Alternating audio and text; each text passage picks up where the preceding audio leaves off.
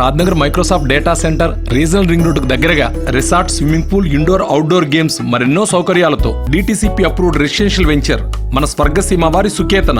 ఢిల్లీలోని ప్రగతి మైదాన్లో నిర్మించిన అంతర్జాతీయ exhibition come convention centre complex ను ప్రధాని నరేంద్ర మోదీ నేడు జాతికి అంకితం చేయనున్నారు.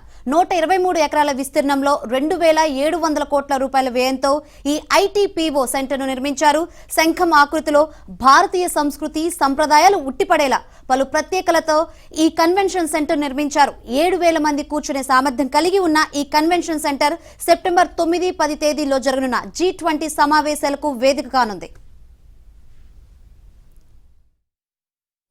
तन मन धन जीवन से हम करे राष्ट्र आराधन, अंतर से मुख से कृति से निश्चल हो निर्मल मति से, श्रद्धा से मस्तक नति से हम राष्ट्र करे अभिवादन. हम हंसते शैशव से अपने खिलते यौवन से प्रौढ़ता पूर्ण जीवन से हम करे राष्ट्र का अर्चन. अपने अतीत को पढ़कर, अपना इतिहास उलटकर, अपना भवितव्य समझकर हम करें राष्ट्र का चिंतन.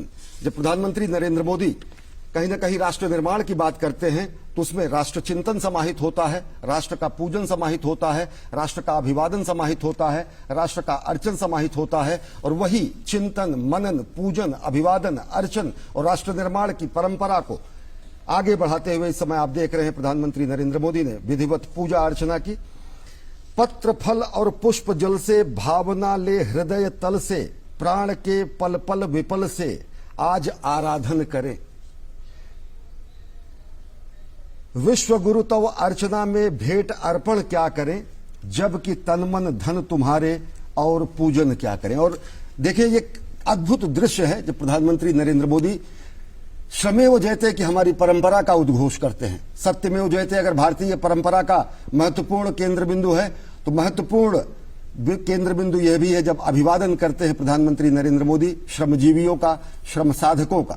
ये कर्मयोगी का सम्मान है राष्ट्र की तरफ से हमारे श्रमयोगियों का, हमारे श्रमजीवियों का, हमारे श्रम साधकों का. और ऐसे अनेक उदाहरण हमने देखे, हमने उदाहरण देखे हैं जब प्रधानमंत्री नरेंद्र मोदी ने श्रम की शक्ति को नमन किया है. और ये नमन समूचे राष्ट्र का होता है. अजय, बिल्कुल मुझे याद आता है वो दृश्य जहां पर आप भी मौजूद थे कुंभ के अवसर पर 2019 में, जब उन्होंने पांव पखारे थे उन श्रमजीवियों के जिन्होंने कुंभ में अपनी महत्वपूर्ण भूमिका अदा की थी, उन सफाई कर्मियों के पांव पखारे थे.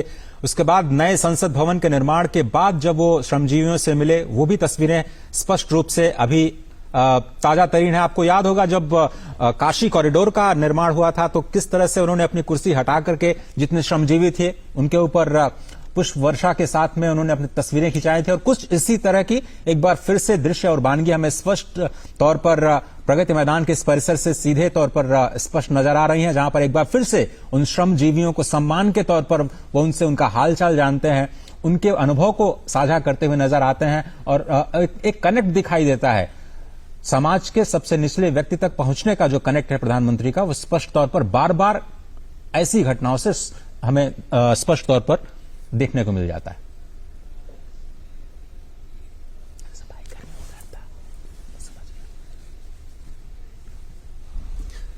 ये श्रम का सम्मान है, ये श्रमजीवियों का सम्मान है, ये श्रम और निष्ठा का सम्मान है, ये कर्मयोगी द्वारा श्रमयोगियों को किया जा रहा अभिवादन है. ये समूचे राष्ट्र का कृतज्ञता ज्ञापन है जो हमारे अट्टालिकाओं को, हमारे प्रासादों को, हमारे भविष्य के सपनों को, हमारे बड़े बड़े डैम को, हमारे आईटीपीओ कॉम्प्लेक्स को, हमारे इंटरनेशनल कन्वेंशन सेंटर को बनाते हैं. ये हमारे ऐसे श्रम साधक हैं जो अपने पसीने से, अपने जीवन के प्रत्येक कर्म से इस राष्ट्र के निर्माण की एक एक ईंट को और ज्यादा सुसज्जित करते हैं और ज्यादा मजबूत करते हैं. निश्चित तौर से अजय कहा गया है कि उद्यमेन ही सिद्धंति कार्याणि न मनोरथे, न ही सुप्तस्य सिंहस्य प्रविशन्ति मुखे मृगाः. ये पौरुष है, ये श्रम है, ये साधना ही है जो कि व्यक्ति को सफलता प्रदान कराती है, क्योंकि सोए हुए व्यक्ति